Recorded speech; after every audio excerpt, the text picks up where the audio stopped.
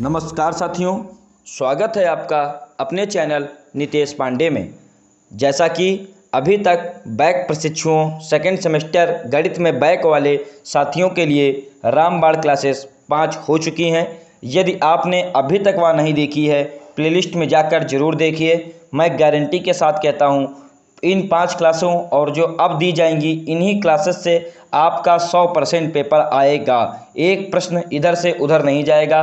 आपको अभिषेक सर के द्वारा बेस्ट ट्रिक दी गई हैं, कैसे कॉपी में लिखें, कैसे क्वेश्चन सॉल्व करें। लासा मासा से लेकर आपको प्रत्येक प्रश्न कराया गया है जो पेपर में आने वाला है और पेपर में जो हो चुके हैं। आज की यह वीडियो 36 मिनट की है, इसको आप पूरा देखिएगा और मैं वादे के साथ कहता हूँ विगत वर्षों में आए हुए प्रश्न इसमें करवाए गए हैं। और यदि आप यह पूरी वीडियो देखें, इस वीडियो से आपके लघुत्तरीय अतिलघु फंसना 101% तय है। यदि आप चैनल पर नए हो, चैनल को सब्सक्राइब करें, वीडियो को लाइक करें और इस वीडियो को अपने सभी बैक साथियों को ज़्यादा से ज़्यादा शेयर करें, क्योंकि अब समय आपके पास बहुत कम है। मैं आपसे यही कहूँगा कि आप पूरी प्लेलिस्ट देखिए, आपका एक नंबर कम नहीं होने दूंगा। 100% सफल होने की गारंटी है मेरी। तो साथियों, अब आप अभिषेक सर के साथ द्वितीय सेमेस्टर गणित की क्लास का आनंद लीजिए। नमस्कार साथियों, मैं अभिषेक आपका स्वागत करता हूं आपके अपने चैनल नितेश पांडे में। साथियों, डीएलएड द्वितीय सेमेस्टर की इस गणित की क्लास में अभी तक आपने 5 कक्षाएं देखी हुई हैं, जिसमें मैंने प्रीवियस ईयर में आए हुए कुछ महत्वपूर्ण क्वेश्चन कराए हुए हैं। साथियों, अगर आपने उन कक्षाओं को अभी नहीं देखा है तो उनको आप पहले देखिए। उसमें मैंने बहुत इंपॉर्टेंट क्वेश्चन कराए हुए हैं। अगर उनको आप सॉल्व कर लेते हैं तो आप अपने परीक्षा में बेहतर अंक पा सकते हैं। बैक तो आपकी क्लियर ही हो जाएगी और आप अच्छे ही अंक भी पाएंगे। और अपने उस क्लास में जो है बहुत अच्छे ट्रिक के साथ क्वेश्चन कराए गए हैं, बेसिक से पूरी बताई गई है। तो आप पहले उन कक्षाओं को जरूर देखिए। उसकी लिंक वीडियो के डिस्क्रिप्शन में दी गई हुई है। चैनल पे प्लेलिस्ट बनी हुई है, उस पे प्लेलिस्ट पे विजिट करके आप उन कक्षाओं को ज्वाइन कर सकते हैं। साथियों, आज इस कड़ी में छठा जो वीडियो लेक्चर है वो आपके सामने है। इसमें भी मैं भी कुछ महत्वपूर्ण क्वेश्चन कराऊंगा जो आपके परीक्षा के दृष्टिगत बहुत इम्पॉर्टेंट हैं। तो चलिए स्टार्ट करते हैं आज का सेशन, जिसमें पहला क्वेश्चन कुछ इस प्रकार है। पहला क्वेश्चन है, ये वर्गाकार पार्क जिसकी भुजा 30 मीटर है। ये कोई वर्गाकार है, आप इसको समझ लीजिए वर्गाकार है, थोड़ा लंबा हो गया है, लेकिन ये वर्गाकार पार्क है जिसकी भुजा 30 मीटर है। ये भुजा कितनी है? 30 मीटर भुजा है इसकी। जब ये 30 मीटर है तो ये भी 30 मीटर होगी, ये भी 30 मीटर होगी, तो ये भी 30 मीटर होगी। ठीक है, चारों तरफ 30-30 होगी। ये भी 30, ये भी 30, ये भी 30। इसके चारों ओर 1 मीटर चौड़ा रास्ता है। ठीक है, इसके चारों ओर 1 मीटर चौड़ा रास्ता है। इसके चारों ओर भाई 1 मीटर रास्ता बना लें। ये इधर भी 1 मीटर का होगा, इधर भी 1 मीटर का होगा, इधर भी। इसके चारों वर्गाकार पार्क है, इसके चारों अंदर की ओर 1 मीटर का रास्ता है। तो मतलब ये इधर 1 मीटर का हो गया, इधर ये भी 1 मीटर का होगा, ये भी 1 मीटर का होगा, ये भी 1 मीटर का होगा। ठीक है, अब कह रहा है क्वेश्चन में, पार्क में 2 रुपये प्रति वर्ग मीटर की दर से घास लगवाने का खर्च। इस पार्क में घास लगवानी है हमको। इस जो पार्क का जो एक रास्ता बना दिया गया अंदर से, इसमें हमको 1 मीटर 2 रुपये की दर से घास लगवानी है। इसका खर्च बताना है। ये 2019 में आया हुआ क्वेश्चन है। तो ये हम कैसे करेंगे, आइए देखते हैं। अब देखिए, पूरी जो भुजा है 30 मीटर की है। अब इधर 1 मीटर रास्ता छोड़ दिया गया, इधर 1 मीटर रास्ता छोड़ दिया गया, तो भुजा कितनी हो गई? पार रास्ता छोड़कर लिखेंगे हम, रास्ता छोड़कर पार की भुजा। रास्ता को छोड़ दिया भाई हमने, पार की भुजा क्या हो जाएगी? रास्ता हमने छोड़ दिया, इधर 1 मीटर छोड़ दिया, इधर 1 छोड़ दिया, तो 30 में से 1 इधर 1 इधर, 30 - 2। 30 तो भुजा थी ना भाई, तो 28 मीटर की जो भुजा हो गई इसकी। एक भुजा कितनी होगी? 28 मीटर की। अब देख लेते हैं। अब हम इसका ये हमारा वर्ग भी तो बना, इधर भी एक, इधर भी एक, इधर भी एक, इधर भी एक छोड़ दिया गया, तो ये एक प्रकार का ये वर्ग हो गया। क्या हो गया? वर्ग। तो इसकी भुजा क्या होगा? पार का क्षेत्रफल निकाल लें। अब पार का क्षेत्रफल, पार का क्षेत्रफल क्या होगा? भुजा स्क्वायर होता है, ये हमको पता है, यानी 28 गुणे 28। इसको जब गुणा करेंगे 784 वर्ग कितना? वर्ग मीटर। गुणा आप कर लीजिएगा 28 गुणे 28। तो ये पार का क्षेत्रफल, इतना क्षेत्रफल आ गया हमारा, इतना पार का नहीं आया। ठीक है। अब इसमें क्वेश्चन में क्या दे रखा है? वर्गाकार पार्क जिसकी भुजा 30 मीटर है, इसके चारों ओर 1 मीटर चौड़ा रास्ता है। ठीक है। पार्क में 2 रुपये प्रति वर्ग मीटर। भाई रास्ते में नहीं लगवाना है हमको खर्च, रास्ते में घास नहीं लगवानी है हमको, इसके अंदर जो है घास लगवानी है। तो हम इसका क्षेत्रफल निकाल लिए हैं, इसका क्षेत्रफल निकाल लिए हैं। अब घास लगवाने का खर्च क्या हो जाएगा? अब घास लगवाने का खर्च क्या हो जाएगा? घास लगवाने का खर्च क्या हो जाएगा? 784 को अगर हम 2 से गुणा कर दें, 2 चक्कू 8, 2 8 16, 2 से 14 1 15, 1568 आ गया रुपए। ये हमारा घास लगवाने का खर्च हो गया। क्वेश्चन में बोल रहा था ये 30 मीटर की एक भुजा है, इसके चारों ओर 1 मीटर का रास्ता है, रास्ते को छोड़ के जो ये बीच में जो पार्क बसता है, इसमें घास लगवाना है, इसका खर्च बताना है। तो उसके लिए हमने 2 से गुणा, इसका क्षेत्रफल निकाल लिया और फिर उससे 2 से गुणा कर दी जो इसका खर्च का था, तो उसका हमारा घास लगवाने का खर्च आ गया। ठीक है। तो ये पहला क्वेश्चन हो गया, आपको समझ में आया होगा। अगला क्वेश्चन कुछ इस प्रकार है। एक कमरे का फर्श 300 सेंटीमीटर गुणे 450 सेंटीमीटर माप का है। कमरे की फर्श पर वर्गाकार टाइल लगवाने भाई। एक ही माप के कम से कम लगाए जाने वाले टाइलों की संख्या बतानी है। एक कमरे का फर्श का एरिया दे रखा कितना है? 300 सेंटीमीटर गुणे 425 सेंटीमीटर माप का। वर्गाकार टाइल लगवाने हैं, तो आप देखते हैं कम से कम टाइल कितने लगाए जा सकते हैं।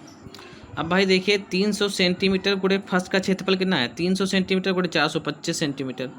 अब अगर हम इसमें बड़ी से बड़ी फर्श की भुजा निकाल लें तो उससे हमको ये पता चल जाएगा कि सबसे बड़ी से बड़ी भुजा क्या क्या होगी। अब उससे हम टाइलों की संख्या निकाल सकते हैं। तो बड़ी से बड़ी भुजा निकालने के लिए हमको इसका क्या निकालना पड़ेगा? मासा निकालना पड़ेगा। मासा निकालना आपको आता होगा 300 और 425 का, तो निकालते हैं। तो फर्श का क्षेत्रफल क्या दे रखा है? फर्श का क्षेत्रफल जो है 300 गुणे 425। ठीक है। अब इसका हमको मासा, बड़ी से बड़ी भुजा निकालनी है, तो इसके लिए मासा निकालना पड़ेगा। बड़ी से बड़ी भुजा कैसे निकलेगी? हमको इन दोनों का मासा निकालना है। मासा निकालने की 2 विधियाँ होती हैं, एक होती है गुणनखंड विधि, दूसरी होती है भाग विधि। हम इसमें भाग विधि से बता रहे हैं आपको कैसे निकाला जाता है। 300 425 से भाग करेंगे, इसको जो छोटी होती है उससे भाग करते हैं। ये एक बार जाएगा तो कितना आएगा? 300 आएगा। 5 में से 0 गए 5, 2 में से 0 गए 2, 425। अब ये 125 होती है ना, ये इसको फिर से इससे भाग देते हैं। इसको उठा के यहाँ पे रखेंगे तो 300 आया। 125 कितनी बार जाएगा? 2 बार जाएगा भाई। 2 पंचे 10, 2 दूनी 4, 1 5, 2 1 कम 2, 250 आया। इससे फिर घटाएंगे 0, 10 में से 5 गया 5, यहाँ कुछ नहीं बचा। ठीक। अब जो ये आया है इसको फिर उठा के यहाँ पे रखेंगे। 125 आया। 5 दूनी 10, 2 बार जाएगा, कितना बचा? 100, 25, 5 2। अब इस 25 से फिर इसको घटाएंगे, इसको यहाँ पे फिर उठा के रखेंगे तो 25 दूना 50, कट गया भाई। अब इसका मासा क्या हो गया? 25 हो गया। क्या हो गया? 25 से, क्योंकि सब कट रहा है, तो अतः मासा क्या है? 25।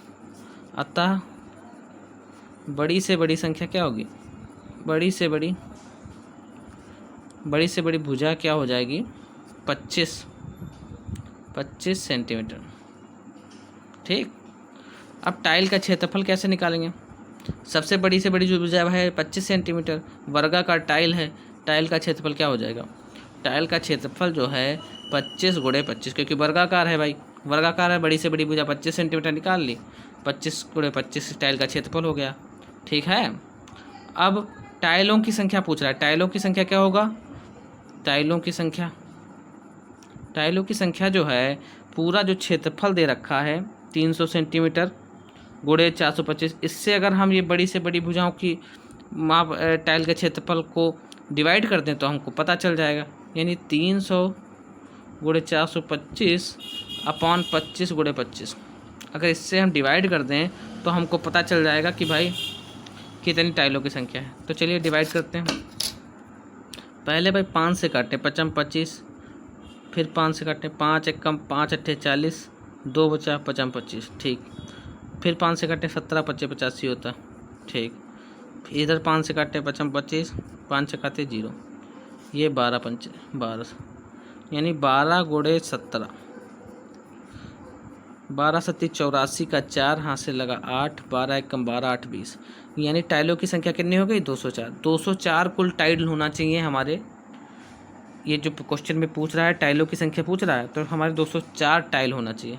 ठीक है, आशा करता हूँ समझ में आया होगा। चलते हैं अगले क्वेश्चन पर। अगला क्वेश्चन कुछ इस प्रकार है। एक हाल की लंबाई 20 मीटर और चौड़ाई 8 मीटर है। इसकी दीवारों के चारों ओर फर्श में 2 मीटर चौड़ाई का संगमरमर लगा हुआ है। चित्र बनाकर संगमरमर लगे फर्श का क्षेत्रफल ज्ञात कीजिए। तो चित्र बताते हैं हम। ये 20 मीटर इसका जो है लंबाई हो गई और 8 मीटर जो है इसकी चौड़ाई हो गई। इसकी दीवार के चारों ओर फर्श में 2 मीटर चौड़ाई का संगमरमर लगा हुआ है। तो भाई चारों ओर 2 मीटर का संगमरमर लगाओ। ठीक है, तो ये भाई संगमरमर लग गया 2 मीटर में, यानी ये जो है ये संगमरमर लगा हुआ है इसमें, ये संगमरमर लग गया।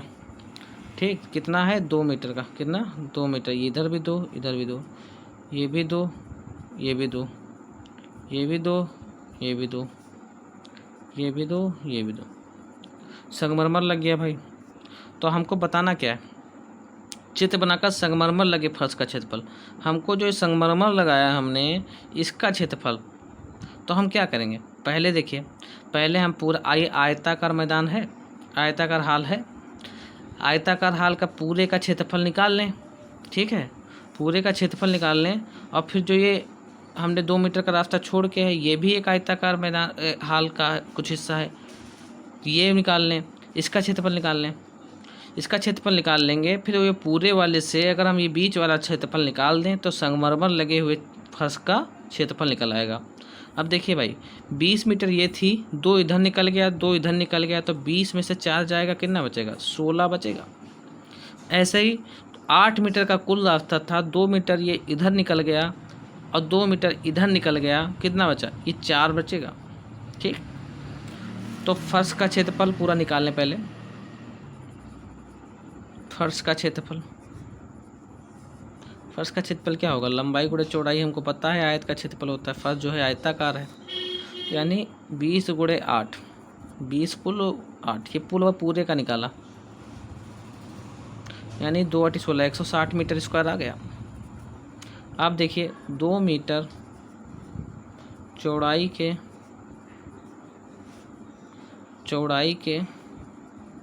संगमरमर को छोड़कर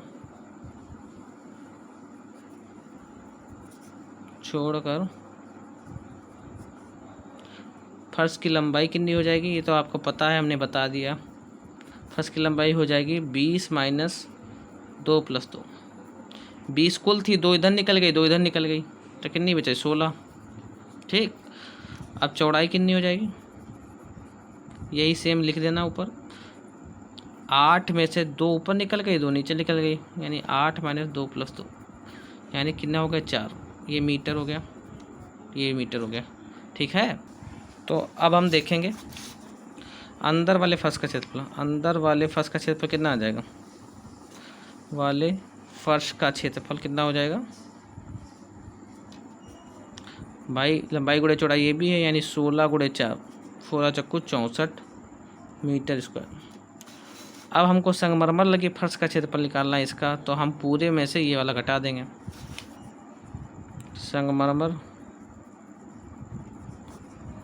लगे फर्श का क्षेत्रफल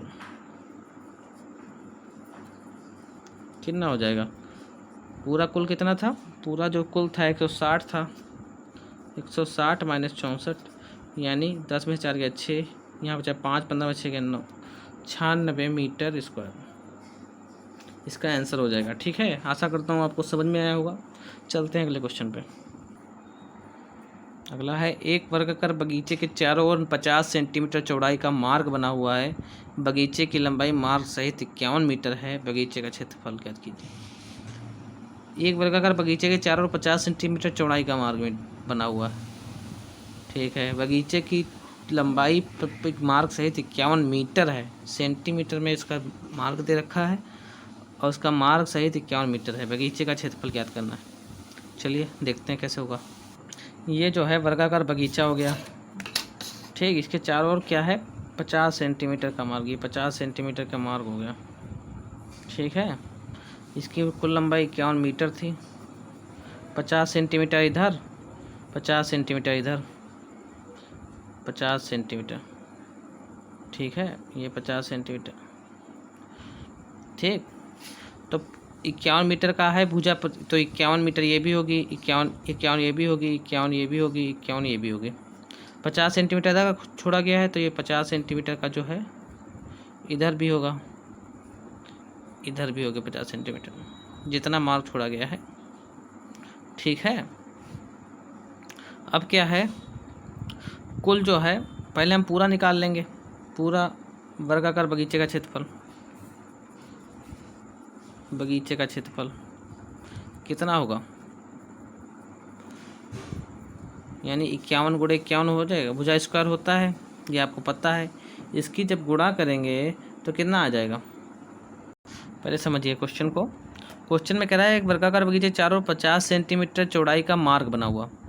ये कोई बगीचा है, ठीक है। इसके चारों ओर 50 सेंटीमीटर का मार्ग बना हुआ है, ठीक है। ये मार्ग बन गया इसके, ये बगीचा है हमारा। क्या बगीचा है, ये वाला। अब बगीचे की लंबाई मार्ग सहित 51 मीटर थी। हमको केवल बगीचे की लंबाई चाहिए, तो 51 मीटर का ये था। इधर 50 सेंटीमीटर छोड़ेंगे, इधर छोड़ेंगे, हमको बगीचे की चाहिए।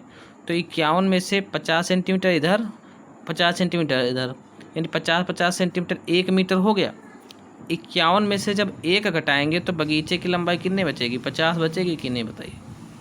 ऐसे सेम इधर उधर, इधर चौड़ाई भी 50 है, क्योंकि वर्गाकार है तो चारों तरफ क्या होगी, 50 ही आएगी। चारों भुजाएं बराबर होगी ना। तो हमको वर्गाकार बगीचे की लंबाई चाहिए। क्षेत्रफल कितना हो जाएगा, 50 गुणे 50, 2500 आ जाएगा आंसर। 2500 वर्ग मीटर, मीटर स्क्वायर लिख लीजिए, या आप लिख दीजिएगा कि मार्ग को छोड़कर बगीचे का क्षेत्रफल कितना है। 51 minus 1, 51 minus 51 metre minus 50 plus 50 centimetre, ये सब आप लिख लीजिए सेंटीमीटर, ठीक है। तो ये मतलब बगीचे की भुजा हो जाएगी। वर्गाकार बगीचे की भुजा बराबर लिख लीजिएगा, वर्गाकार बगीचे की भुजा, बगीचे की भुजा क्या हो जाएगी, 51 माइनस 50, यही वाला 51 मीटर माइनस 50 प्लस 50 सेंटीमीटर। तो ये हमको पता चल गया, इसका क्षेत्रफल निकाल लेंगे। समझिए क्वेश्चन, समझिए बस, बाकी आप लिख लेंगे। चलिए चलते हैं अगले क्वेश्चन पे। अगला क्वेश्चन कुछ इस प्रकार है, एक आयताकार मैदान का क्षेत्रफल 0.5 हेक्टेयर है। एक आयताकार मैदान का क्षेत्रफल क्या है, 0.5 हेक्टेयर है। यदि इस मैदान की एक भुजा 125 मीटर हो तो दूसरी भुजा ज्ञात करना है। आप पहले एक चीज़ देख लीजिए, 1 हेक्टेयर जो होता है, 1 हेक्टेयर क्या होता है, 10,000 वर्ग मीटर होता है। यानी 0.5 मीटर या 1/2 हेक्टेयर कितना हो जाएगा, 10,000 बटा 2, यानी 5,000 वर्ग मीटर ये इसका हो जाएगा, ठीक है। ये इतना आ गया कि 5,000 वर्ग मीटर हमारा आयताकार मैदान का क्षेत्रफल है। कितना है, एक आयताकार मैदान का क्षेत्रफल 0.5 हेक्टेयर है। इसका मतलब 0.5 हेक्टेयर, ये क्या है, हेक्टेयर। 0.5 हेक्टेयर क्या हो जाएगा, बराबर 1/2 हेक्टेयर। एक आधा ही तो होता है 0.5 इसका, यानी 10,000 बटा 2, यानी 5,000 वर्ग मीटर आ गया इसका क्षेत्रफल। यदि इस मैदान की एक भुजा 125 मीटर है तो दूसरी भुजा क्या होती है। अब आयताकार मैदान की भुजा, आयताकार मैदान है, चूँकि मैदान क्या है, आयताकार है ना, मैदान जो है आयताकार है, क्या है, आयताकार। आयत का क्षेत्रफल क्या होता है? लंबाई गुणे चौड़ाई। अब इसका क्षेत्रफल कितना है? 5000। 5000 तो आएगा ही। इसमें एक भुजा दे रखी है तो चाहे लंबाई दे रखी हो चाहे चौड़ाई, कुछ भी गुणा कर लीजिए, दूसरी भुजा ज्ञात करनी। 125 गुणे जो अभीष्ट भुजा है उसको निकालना है 5000। ठीक, तब भुजा क्या हो जाएगी? 5000 डिवाइड बाई 125। इसको काट पीट देंगे, आंसर आ जाएगा। तो काटते हैं भाई, 25 से काटते हैं। 25 पंचे 125, 25 दूना 50। ठीक, और ये 2 0। 5 से काटते हैं, 5 को भी 0, यानी 40 मीटर की भुजा आ जाएगी। कितने की? 40 मीटर की। यही हमारा आंसर हो जाएगा। Answer 40 metre answer. चलते हैं अगले क्वेश्चन पे। अगला क्वेश्चन कुछ इस प्रकार है। अमरूद के एक बाग की लंबाई 180 मीटर और चौड़ाई 120 मीटर है। भाई लंबाई 180 मीटर हो गई और चौड़ाई क्या है? 120 मीटर हो गई। ठीक है। बाग के बीचों बीच एक दूसरे को समकोण पर काटते हुए 3 मीटर चौड़े 2 रास्ते हैं। भाई समकोण पे काट रहे हैं, एक रास्ता ये हो गया भाई, दूसरा रास्ता जो है ये हो गया, समकोण पे काट रहे हैं। ठीक है। रास्तों पर मिट्टी डलवाने के खर्च रुपये 12 प्रति मीटर की दर से ज्ञात कीजिए। तो हमको इस पर जो है मिट्टी डलवाना है। क्या डलवाना है? मिट्टी डलवाना है, उसका खर्च निकालना है। तो हम भाई पहले इसके संपूर्ण रास्ते का क्षेत्रफल निकाल लें और फिर उससे जो मिट्टी डलवाने का खर्च है उससे गुणा कर लें, तो हमारा जो है रास्ते का खर्च निकल आएगा कि कितना मिट्टी डलवाने का खर्च है। तो हमको क्या करना है? हमको इस वाले एरिया का क्षेत्रफल निकालना है। कैसे निकालें इसका एरिया? इसका जो एरिया निकालने के लिए हम क्या करेंगे? हम पहले इन रास्तों का क्षेत्रफल निकाल लेंगे। अब देखिए, पहले इस रास्ते का क्षेत्रफल निकालते हैं, इस वाले का। तो इसकी भाई लंबाई तो 180 मीटर ही होगी। ये आयताकार है एक प्रकार से। इसकी चौड़ाई कितनी है? 3 मीटर। चौड़ाई जो है 3 मीटर है। पहले 180 मीटर ये है, चौड़ाई 3 है, तो इसका आयत का क्षेत्रफल 180 गुणे 3 हो जाएगा। तो ठीक है भाई, इसका 180 गुणे 3 तो इस वाले का आ जाएगा। ठीक है। फिर इस वाले का क्षेत्रफल निकाल लेंगे, इस वाले रास्ते का कितना है। इस वाले का लंबाई कितनी है भाई? 120 मीटर लंबाई है। चौड़ाई कितनी है? 3 मीटर। तो इस वाले का क्षेत्रफल क्या हो जाएगा? इस वाले का क्षेत्रफल जो है 120 गुणे 3, यानी 120 गुणे 3 इस वाले का क्षेत्रफल आ जाएगा। तो भाई ये देखो, ये सब आ जाएगा, इसका भी पूरा क्षेत्रफल, इसका भी पूरा क्षेत्रफल। तो इसमें ये वाला जो क्षेत्र है ये कॉमन नहीं होगा। ठीक है। इसमें 2 बार भाई इसका क्षेत्रफल निकाल लिया हमने। इस वाले में भी एक बार क्षेत्रफल निकाल लिया, इस वाले में भी क्षेत्रफल निकाल लिया। तो ये भाई 2 बार इसका क्षेत्रफल निकाल लिया। तो इसको हम एक बार अगर घटा दें तो हमारा क्या हो जाएगा? तो हमारा सही हो जाएगा कि भाई एक बार तो होना चाहिए, 2 बार नहीं होना चाहिए। तो इस वाले को एक बार घटा देंगे। थोड़ा ज़्यादा हो गया, लेकिन आप समझ जाइएगा। अभी जब मैं लिखूँगा तो समझिए, पहले एक बेसिक आइडिया होना चाहिए कि हम क्वेश्चन को करेंगे कैसे। तो इसीलिए मैं बता रहा हूँ। ये देखिए, पहले हमने एक इसका क्षेत्रफल निकाला, फिर इसका क्षेत्रफल निकाला। अब ये 2 बार हो गया तो इसको इसमें से एक बार ये निकाल देंगे। ये निकलेगा कि इसका क्षेत्रफल क्या होगा, क्योंकि ये वर्गाकार है तो इसका क्षेत्रफल ये भी 3 है, ये भी 3 है, ये भी 3 है, ये भी 3 है। तो इसका मतलब भुजा स्क्वायर 3 3 9, 9 घटा देंगे, उससे आंसर आ जाएगा। अब आप जो इतना मैंने पूरा आइडिया बताया है इसको आपको अपनी कॉपी पे उतारना है। कैसे? बस बता दिया। तो हम सबसे पहले इस वाले का क्षेत्रफल निकालते हैं, ABCD का क्षेत्रफल। रास्ता ABCD का क्षेत्रफल क्या होगा? 180 लंबाई थी, 180 मीटर, और 3 मीटर चौड़ाई थी। तो 18 से 54, 540 मीटर इसका रास्ता का क्षेत्रफल आ गया। कितना आ गया? 540 मीटर स्क्वायर। अब देखिए, ABCD का क्षेत्रफल निकल आया। अब जो है इसका कुछ नाम दे देते हैं। इसका कुछ नाम दे, EFGH।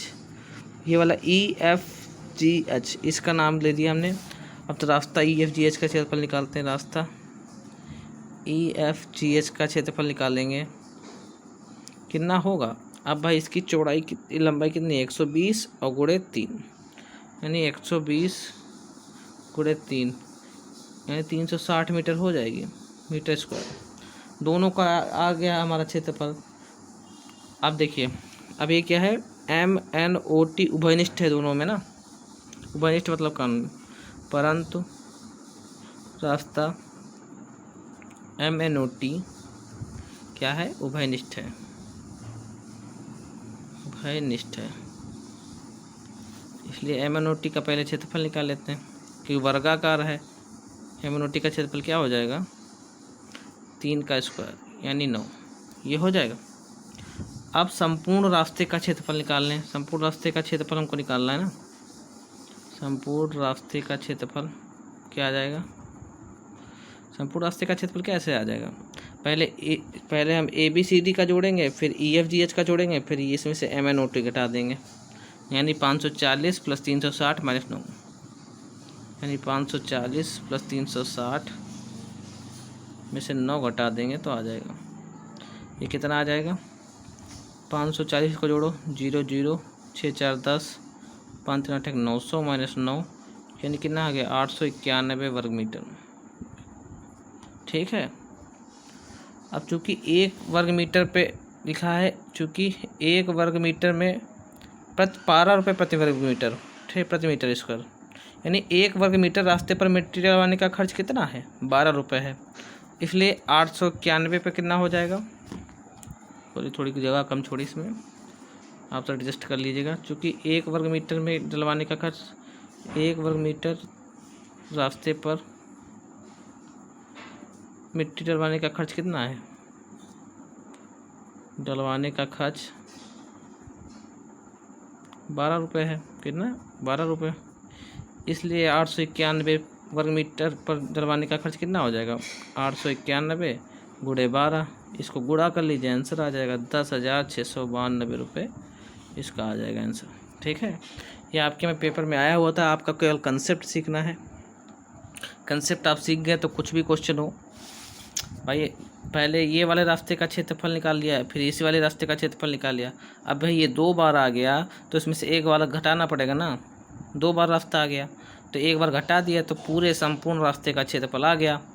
अब इस पूर्ण रास्ते का जो क्षेत्रफल है उसको 12 से गुणा कर देंगे तो हमारा जो है मिट्टी डलवाने का खर्च आ जाएगा। ठीक है।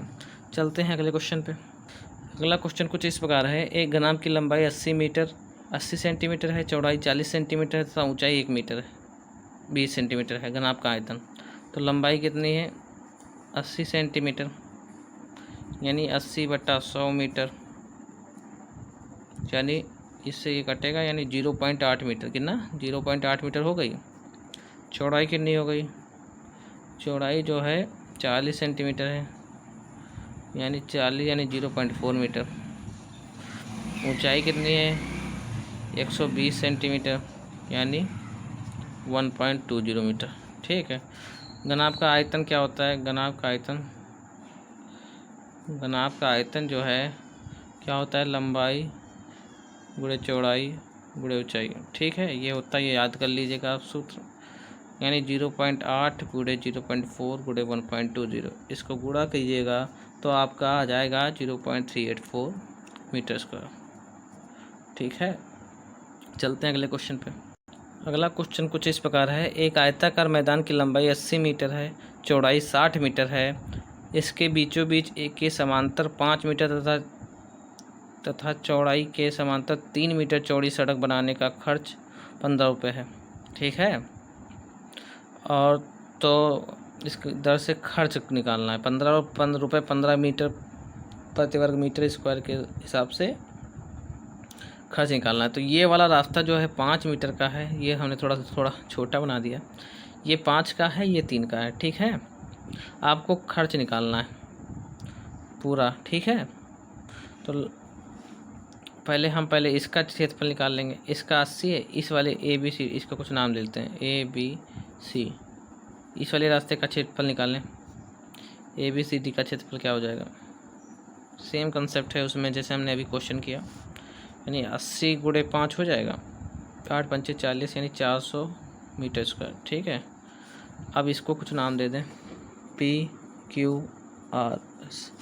PQRS का क्षेत्रफल निकाल लें। PQRS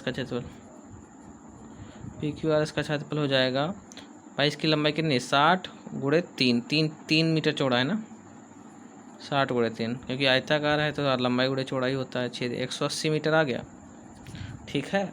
आप क्या कहें, दोनों अब इन दोनों के बीच का क्षेत्रफल ये कॉमन है दोनों में, तो इससे 2 बार ऐड हो गया ना, इससे 1 बार घटाना पड़ेगा। तो इसका क्षेत्रफल निकालते हैं कॉमन, इसको कुछ भी नाम देते हैं भाई, MNOT।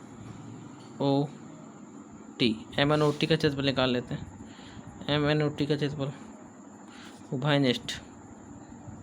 उभयनिष्ठ क्षेत्र, कुछ भी लिख दीजिए, उभयनिष्ठ क्षेत्रफल कितना हो जाएगा, यानी 5 × 3 हो जाएगा। 5 भाई इसकी लंबाई है, 3 जो है चौड़ाई है, तो कितना हो जाएगा, 5 × 3 = 15 मीटर स्क्वायर इसका हो जाएगा। अब संपूर्ण जो है सड़क का क्षेत्रफल क्या हो जाएगा, संपूर्ण सड़क का क्षेत्रफल, इन दोनों को जोड़ के ये घटा देते हैं, यानी 400 + 180 - 15, एक बार घटा देंगे, यानी 580 हो जाएगा, -15 हो जाएगा, यानी 10 में से 5 गया 5, यहाँ वजह 7 में से 1 गया 6, 565 हो जाएगा, 500 मीटर स्क्वायर। ठीक है, अब खर्च निकालना है तो उससे 15 से, सेम वही जो कंसेप्ट है, 15 से इसको गुणा कर देंगे, 565 × 15 आंसर आ जाएगा, यानी 8,475 रुपये, गुणा कीजिएगा आप। ठीक है, 8,475 रुपये इसका आंसर आ जाएगा। कंसेप्ट सीखिए, बाकी आप सब कर लेंगे। चलते हैं अगले क्वेश्चन पे। x + y + z ये है, x² + y² + z² ये है, तो xy + yz + zx का क्वेश्चन मार्क है। ठीक है, तो हमको पता है x + y + z क्या होता है, इसका होल स्क्वायर पता है हमको, बचपन में पढ़ा था 8वें में, x² + y² + z² + xy + yx + zx ये होता है। ठीक है, क्षमा चाहता हूँ दोस्तों, मैंने पूरी वीडियो शूट कर डाली और पढ़ाते हुए वो वीडियो स्टॉप ही था, इसीलिए तो मैं ये आपको बता नहीं पाया। क्वेश्चन यहाँ से स्टार्ट करता हूँ फिर से, यही क्वेश्चन पे था, x + y + z का होल स्क्वायर क्या होगा, x² + y² + z² + 2 आ जाता है, यहाँ पर क्या आ जाता है, 2xy + yx + zx। ठीक है, अब x + y + z की जगह क्या रखेंगे, 12 डालेंगे, ये दे रखा है, 12 का होल स्क्वायर क्या आएगा। ठीक है, x² + y² + z² क्या होता है, 64 होता है, प्लस 2 की जगह 2xy + yx + zx, 12 का होल स्क्वायर 144 होता है, = 64 + 2 xy + yx + zx। अब 144 से 64 घटाएंगे, ये वाला उधर ले जाएंगे, = 2xy + yx + zx। 144 से 164 घटाएंगे, कितना आ जाएगा, 80 आ जाएगा, 4 में से 4 गया 0, 14 में से गया 8। ठीक है, 14 में से गया कितना, 8 आ जाएगा, = 2xy + yx + zx। अब 2 से 80 को काटेंगे, 40 आएगा, यानी xy + yx + zx क्या आ जाएगा, 40 आ जाएगा। ठीक है, अब ये अगला क्वेश्चन देखते हैं, यही क्वेश्चन करवा रहे थे, यदि AB = 5 a - b = 4 तो a³ + b³ क्या होता है। अब देखिए इसमें क्या होता है, हमको एक चीज़ पता है, a³ + b³ बताना है। ठीक, तो हमको एक चीज़, इसको देख के एक चीज़ दिमाग में आई कि a - b का होल क्यूब क्या होता है, a - b का होल क्यूब होता है a³ - b³ - 3ab ब्रैकेट में a - b, क्योंकि a - b दे रखा है तो उसी का क्यूब करेंगे।